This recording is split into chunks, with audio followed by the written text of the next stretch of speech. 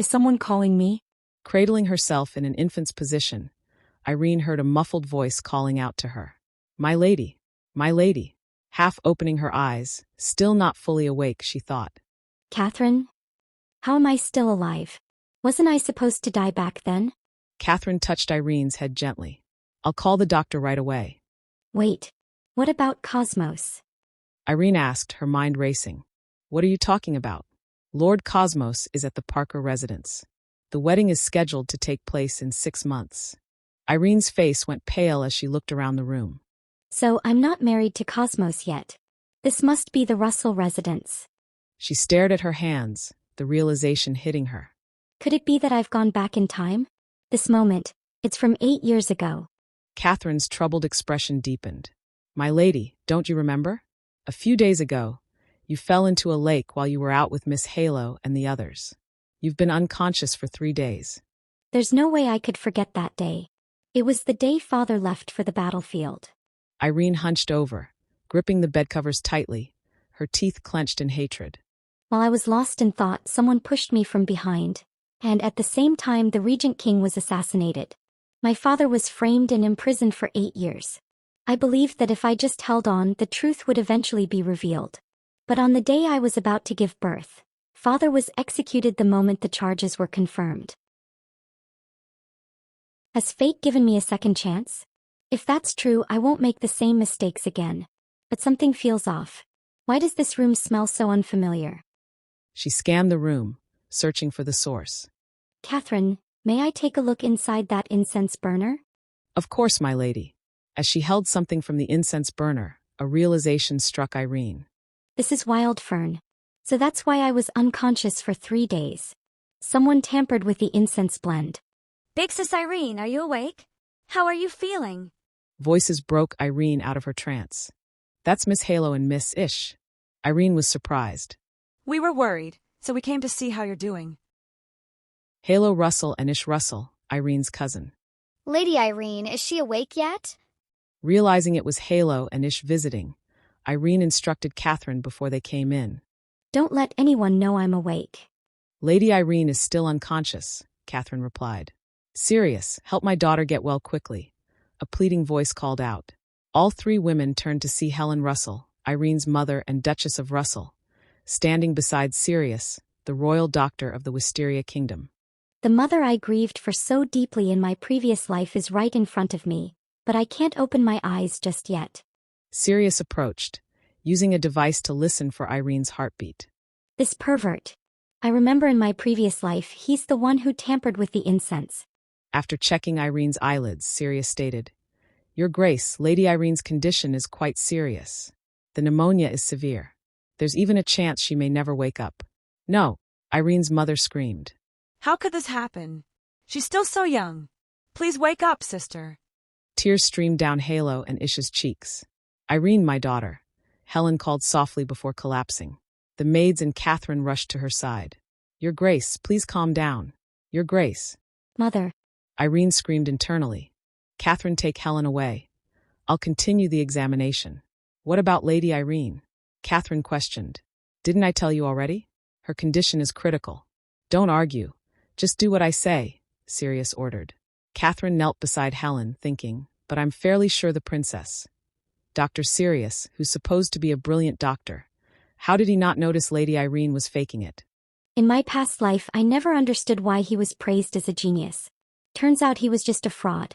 If he were a real doctor, he would have known I was just pretending. Everyone left, and there were 2. I finally get to see you up close, cousin. They gazed down at the sleeping Irene, who looked ever so beautiful, igniting jealousy in them. Even though the lake bed was covered in rocks, your face isn't scratched at all. How unfair. Beauty, brains, and noble status. There's nothing I can beat Irene at. Why does she always get everything? Halo commented.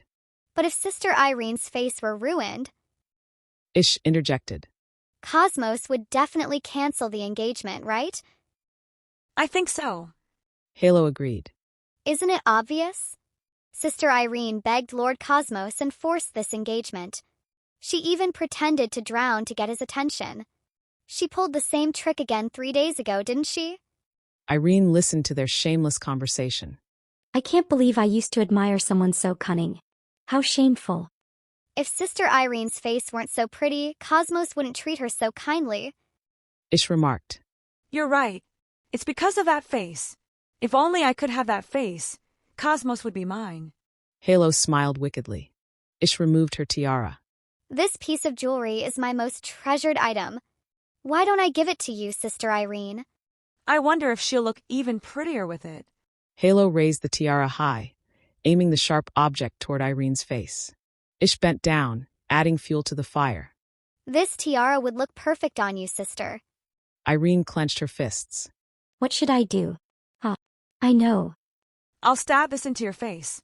Halo said, and Ish finished her sentences with a. And ruin that pretty look of yours. Ish leaned in even more closer as she said that. Just as Halo brought down the tiara, Ish got in the way, and of course the obvious happened. She was injured. It hurts. Why the heck? Why'd you hit me? It wasn't me. You fell on your own. You did it on purpose, didn't you? What do you think you're doing? You little brat. They argued back and forth, fighting like the stepsisters in Cinderella. Stop it. What is all this noise? You two are a disgrace. Madame Russell, Irene's grandmother, stepped in. With behavior like this, how do you expect to marry anyone? Grandma, it was Sister Halo who attacked me first. Don't be ridiculous. Why are you blaming your actions on others? Halo and Ish pointed fingers at each other, squabbling like toddlers. The poor old grandmother didn't want to hear any of it. You both are a disgrace to your families. Both of you are banned from tonight's dinner. No need to clean this room. Just shut the door and don't let anyone in. You two go and have Sirius examine you immediately. Grandma Russell, Halo, and Ish left, leaving Irene alone. Even though I am the one lying unconscious, Grandma is still worried about them more. Fortunately, I still had the piece of incense Sirius made. Thanks to Ish being influenced by the scent, I managed to protect my face. In this house, the only ones I can trust are Mother and Catherine. Irene sat up from the bed and glanced at the remains of the incense. She then stood up, her feet touching the ground. Skillfully, she reached under her bed and pressed a hidden mechanism. A secret passage opened up, and she started to run. As I recall, Mother was still in early pregnancy at this point in time. But after I fell into a coma, the shock made her miscarry and her health steadily declined. But now I've come back to the past. This time I'll protect her no matter what. Why do I hear voices coming from my mother's room? Having reached Helen's room, she saw something she couldn't believe. Sirius stood beside the bed, swinging something left and right. It was incense. The smell made Helen uncomfortable, and she slept with a distressed look. Sirius, what is he doing to her? Don't tell me. He caused the miscarriage too. This is the end of Chapter 2. Look forward to Chapter 3 soon. If you like this video, don't forget to subscribe.